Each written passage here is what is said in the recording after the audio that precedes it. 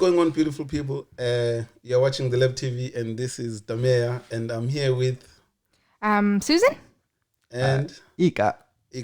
And today we have a special guest with us. I'm gonna press a round of applause before we even introduce him. Vivid in the house. Vivid Beats.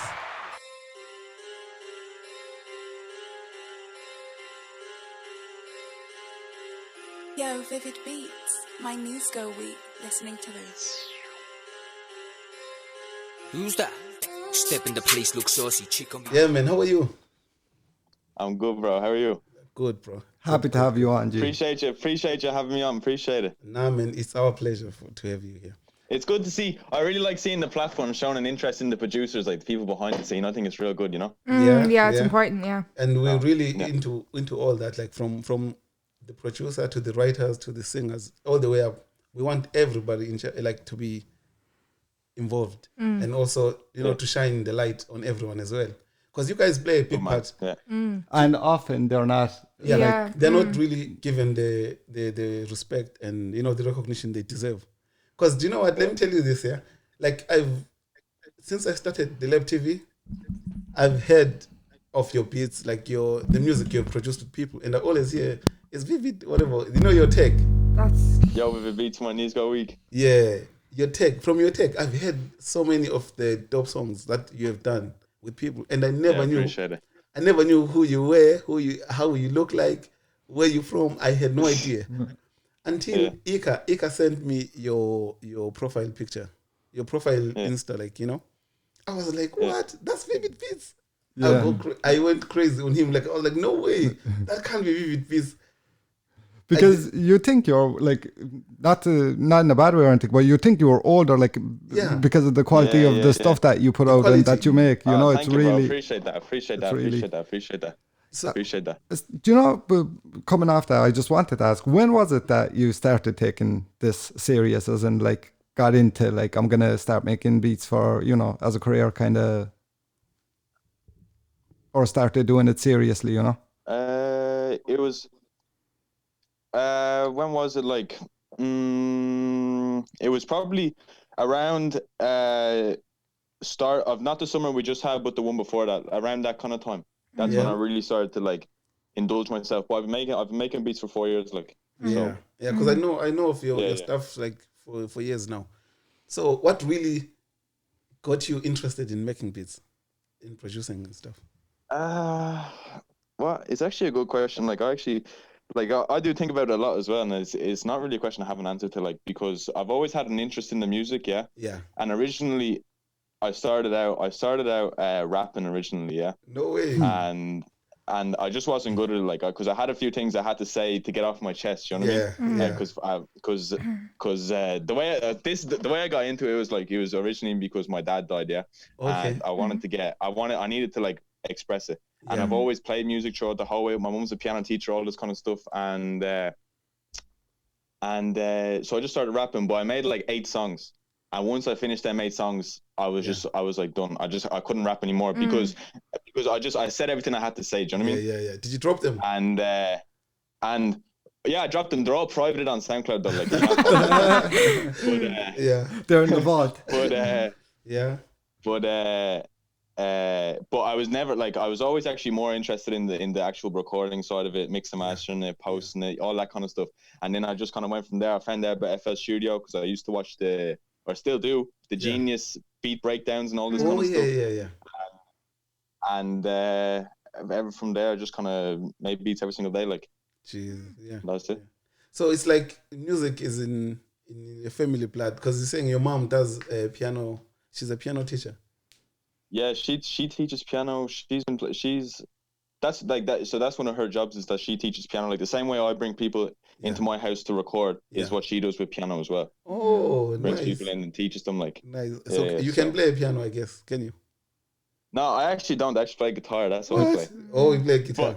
But I'm learning that at the minute. I'm learning it. Yeah. Man of many skills, bro. Man of many skills. What was the main reason you actually behind it? What was it? Was it that you just wanted to like get into producing, or was there a certain like artist that you worked with and then you were like, oh look, this kind of worked well, so I'm gonna like do this full time? Or like, what was it that really got you into going for that serious, like, as a career? It's more like I think where it actually comes from is like the feeling when a song drops and just to have like another one. Do you know what I mean? Just to have like another one out there.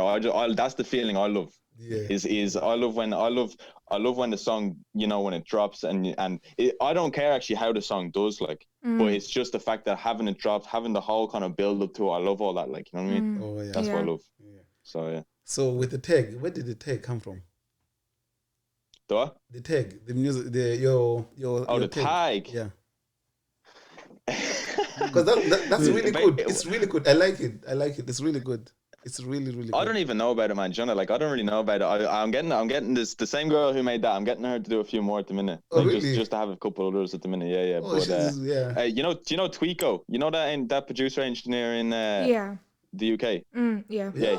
His tag is like what's it? It's like Tweeko, this sounds cold or something like that. Yeah. And I like the way it was like a sentence. Yeah. So I wanted to have it like as a sentence, and I think it's the fact it's long. Yeah. It's like branding, you know what I mean? That's all what it is. Like, I just thought it'd be a good thing to do for branding, because you can use that for loads of different things. Definitely. And it's good to like have a catchphrase, because people will remember you by that. Like, I think because like before, producers weren't really acknowledged as much, but now that like people are getting, like, producers are getting more acknowledgement, it's hard to remember a producer's tag if it's not catchy. Yeah. You know what I mean? Because I feel like you need some sort of something that'll ring in people's minds, you know? So there's loads of catchy ones out there now as well. Yeah. You know? I'm happy to see that, though, you know, like a lot more producers coming along these days, and like obviously having you on as well now, and like part of what you said a while ago, Fortune, is like,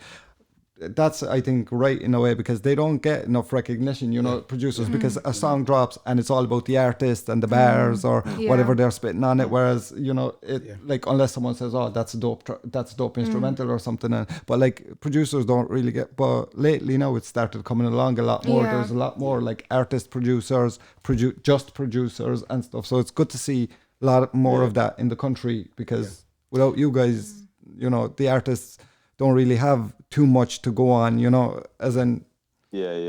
So yeah, exactly.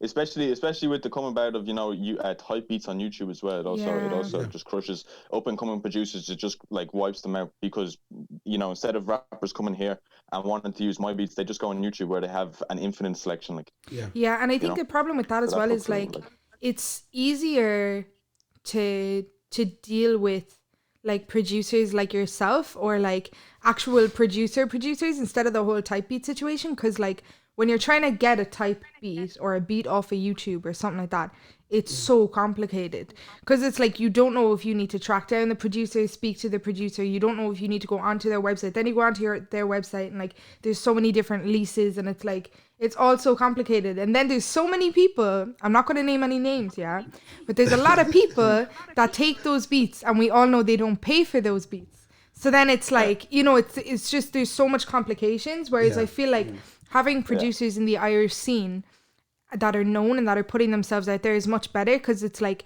we're not like getting beats from some random guy in some other place, you know what I mean? It's like it's good to kind of like homegrown, you know what I mean? Exactly. It's nice, you know. So do you remember who the first artist was that you actually produced for, like, that dropped and then the track is still out there, or you know? That's still out there?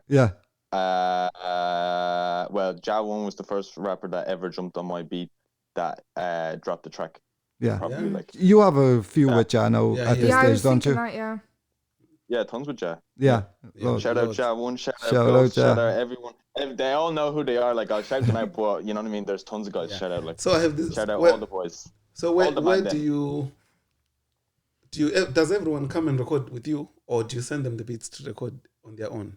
Bit of both. Like, so the way that normally works is that like produce. So this is the way it works.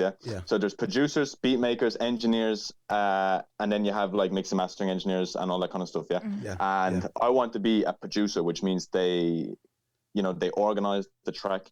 They lay out the yes. track. They work on the track with the artist. That's what I want to do. Like, so every track that I work with an artist, it's not like I send them the beat and then it's their job. Like, unless I that get does you. happen. Yeah. But then I'm the beat maker. Like, but I want to Yeah. be the producer in it. So I want to send them the beat, them to write, and we work on it together, like in the studio. That's You know, good. Yeah. that's what I want to do. Yeah. So, So go on. it's quite difficult though. Yeah. You know, because a lot of times people don't want to do that. People just want to, Get make the the track beat and themselves do and the go. thing. Yeah. So what happens then now if you have made this fire beat and then you get an artist, and they're not really that good on the song, on the beat, but you know your beat deserves more than that. What do you do? Do you tell them to rewrite, or what do you do? See, this is, you have to, like, artists have to grow themselves. I can't tell them what to write. Like, I can't make, like, when I mean like work on it with them, I'm working on it so that, I'm only tweaking it. Okay. I'm just improving, and we're formatting it, like, so we're putting in hooks, we're putting in pre-hooks, post-hooks, everything, like, you know what I'm saying? Yeah. That's what I'll be doing. But if they come and it's bad, like, I'd never say it's bad, because you want to encourage them. You would want just telling them your shit, like, you know what I mean? Yeah. You'd want to. She wants to do that. I don't want to. I do that, but it does actually help sometimes. But in a way, that doesn't take away from your work. Your work is still your work. So if like someone jumps on and their bars aren't up to the standard, I suppose, like you've done your bit, But I can kind of relate in that kind of way, because you're wasting a beat on something that could be way better. I feel like the thing is though, do you let people, like, say if somebody takes a beat, if somebody buys a beat off you, do you allow them to have that beat, or can you like sell the beat to someone else? Because I know a lot of producers do, like multiple people will buy the same beat, and like it's not a thing. Whereas do you let that? Because I think that's fine. It doesn't bother me when that happens. So I don't know. Yeah, but it could be an issue with the artist then. Do you mean be, like mastering? Let's say what he says. It's his beat. It's his masters. It's his. It's a real good point, like, because this is actually a thing that's unique, I think, to the Irish scene in general, or the Irish scene, is because it's so small, and I've run into this problem numerous times, because it's so small. If you send out a beat, like, everybody kind of hears everyone else's shit, you know what I mean? So like, rappers don't actually like having they don't like recording the track, dropping it, all this kind of stuff. They want it to be their own. Like, they hate when other people jump on it. Now it does happen, like, but they don't like when it happens, because I hear them say it to me. Like, I've actually, like, this is what they tell me. Like, they don't like when it happens. So you have to be real careful about what beats you send certain people, and all that kind of stuff. Like, but if they buy the beat off me, like, it's a different story. Like, so all the beats I upload, you know what I mean? Like, people like, anyone can buy them as much times as they want. But I have that's only a small selection of beats. Like, I have hundreds of other beats that I don't upload, that I'd be sending out to individual people, trying to get people on it, all this kind of stuff. What I wanted to ask you, Vivid, and we've had like discussions about this, and anyone that kind of comes on, because it's an interesting kind of topic, What do you think, like, the scene needs for it to get bigger? Yeah, like, what do you think it's missing, or why do you think it hasn't like blown yet, or why do you think it's not like at a point where music can be taken as a serious career, or a rapper can be? That's because first of all, the population size, there's just not enough. Like, if you compare Ireland to the UK, like, the epicenters of music are like the UK, California, New York, and all the big cities in Europe. So if you compare it to the likes of them, first of all, the population is a major issue. Second of all, it's not in the case that it's going to blow. Like, this is one thing that I have a little personally hate, is that the scene isn't going to blow. Like, I don't know why people are going to say this. Like, think so? It's not just going to overnight just be not overnight. Right. I think an artist will blow before the scene. So the way it has to work is, in order for artists to make money, they need record labels. Okay. Because they need to get signed. So the way that the record labels get attracted is if there's loads. So like, you have the likes of Ink, Callum Pepper, all these kind of guys who are hitting millions. That's what you need. You just need people just to pop. And the more people that pop, the more attention that comes in. And there already is loads of attention coming at the minute. But it's only starting to come. Like, it's only starting to come for these major record labels. So that's the only way that the scene is actually gonna blow, like, is if a small amount of people just start popping off, but that's just a matter of time. Like, that's actually a thing I wanted to say, because that's the conversation that we were having the last time. I mean, Fortune, and I said to Fortune, he said to me, he goes, I have an issue with this, and I was like, what is it? And he was like, I'll give you an example of a small. Yeah, you will say. Go on if you. So Ika and yourself, you are in the same. You have the same point, yeah, about the population wise. Yeah. So I said to Ika, for me, population is not the problem, because we have a country like Jamaica. Jamaica population is 3 million. But I told him that's cheating, because Bob Marley is like religion, bro. That's culture, you know. But there's not many countries that you can. But that's a very good point, though. It is. There is artists like that in Ireland, though, like Bob Marley, like U2, for example. Yeah, we have our own Bob Marleys. I think you're making a good point. However, the partnerships. This is another thing, though, because I feel like a lot of You can do it. Yeah. Like you're saying that there's no excuse, and I understand that, but a lot of artists, like Jamaican artists and stuff like that, have solid partnerships with artists from other countries. But it didn't start like that. I know that they didn't start like that, but that's how we know them as Irish people now. Do you get me? Yeah. It's like, so they probably blew within their own country, but in terms of like on a global level, they had to develop, and like that's why I was making the point of it's important to have those partnerships, I think. Because then you'll gain more partnerships with you mean the labels, is it? No, with other artists from other places. Oh yeah, but people are starting to do that now. Like they're starting to collaborate with UK artists and stuff. Yeah, I know they are, but that's what I was just adding in that, like, you know, I think personally that's my opinion. One thing I have a small bit of an issue with is that, you know, any like collab I've seen with any Irish artists that have, most of them, no, I won't say all of them, but most of them are with like very famous artists that are well known but are well past their prime, you know. So like I know a lot of artists that have worked with the likes of, I like, even to mention a few names like Coolio, MCI, all of these guys, you know. I don't think like their passion for the track is as deep as what it would have been 10, 15, 20, 25 years ago when they were, you know, in their prime and stuff. So like someone is jumping, and I get the point of it, because you're getting a famous name so on a track with you, so that's kind of like a cosign. I get that, and it's going to get more attention. But like you're going on a track with someone, and then like their passion, it doesn't match your passion. Do you get me? Because you're hungry on that beat, like to get off your best 16 or whatever it might be, and then, you know, you have an artist on it who's just kind of doing it to kind of stay relevant, really. You know, they've no passion. For the like money. Yeah, just a money grab. Yeah, it's just a money grab, and people know already that those people are already washed out. So, you know, that's what I'd love to see. I'd love to see cosigns with artists that are actually doing it at the moment. You know, that are actually relevant, like relevant as in like making music to this day, like you might younger. Have to start listening to drill for that, Ika. I do listen to drill. I listen to all sorts of like, but what I mean is like personally for me, I like drill, I like grime, I like all of that stuff. But for me, I like the old school type of like hip hop type of thing. And in that section, I think that's where it's. Yeah, before I forget this. So when Susan was listening to your beats, she said you sound kind of drillish. Well, see, the thing is, like, I originally started off making drill. Right? So I was never, like, I kind of started making drill just as kind of drill was coming to like the end before Pop Smoke. Do you get me? So do you know the way like it kind of died off and then Pop Smoke came back and then boom, you know? Yeah. So I was kind of like only at like that kind of stage just before Pop Smoke, I kind of started to get like, I kind of started making good ones. But before that they were all shit. But I knew how to like, so what I tried to do then after was I tried to just kind of start combining genres, like doing trap with drill, you know, and actually that's kind of the only two I kind of stick to is like trap drill.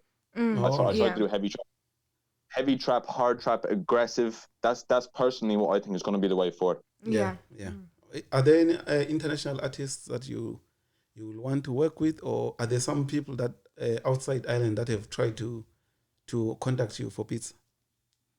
Yes, I have a good few. A big track. So I was away there for the past few days recording with a big artist that will be my biggest track to date, and we have a few. Like we have an EP and all this kind of stuff coming. I won't name drop or anything because I don't want to, you know, like it's not, you know, I don't want to be doing any like name dropping or spoiling it for myself or anything. But like, But so that'll be my biggest track to date, like, and hopefully that will propel me into the next league, like, you know what I mean? Yeah. Oh, that's good. That's really good. That's what my plan is. Do you have stuff that you can tell us about that you have coming up soon with Irish artists, like that you're cooking something or you've cooked up something with them? I have tons of tracks coming out. See, this is the thing, like, you never even know. Like, I remember I was up in the studio there the other day with Panch, shout out to Panch. And I remember he showed me a track with 2 or 3 other people he had on that was my beat, and I never even knew about it. So there's tons of tracks like that are just floating about the place, like due to COVID and all this kind of shit. Like everything, it was going so well. Like I was getting like a track out a week, a track out every 2 weeks, and then COVID hit, and you're like banging it, all just completely slowed down. You know, and it was such a pain, like, because I was getting such good momentum, especially with the studio, like making loads of money off it and all this kind of shit, like, and then boom, it just hits and it all just stops. Yeah, you know, it's kind of slowly picking back up now again, though, isn't it? Well, how do you feel? We're going back to it. Yes. Yeah. I think it's picking back up. Like, it is picking back up. Like, the fact that you're coming on to me now for a podcast and all this kind of stuff, it just shows that, you know, the behind the scenes is starting to go again. Like, the studios are opening up again. Yeah. You know, all this kind of stuff. Like, so hopefully now it'll be back to the same momentum we had before. I think people have kind of gotten used to the fact that it's going to be like this for a while, or it's going to be around. So they're like, okay, we need to like. But can I ask, right? I know that this is kind of off topic in a way, but I'm just curious, okay? Because obviously you said like you have your own studio and people come to your studio and stuff like that, right? Yeah. Obviously, how have you managed to? Because I only clocked recently that the mic is probably the most like dangerous thing in terms of COVID.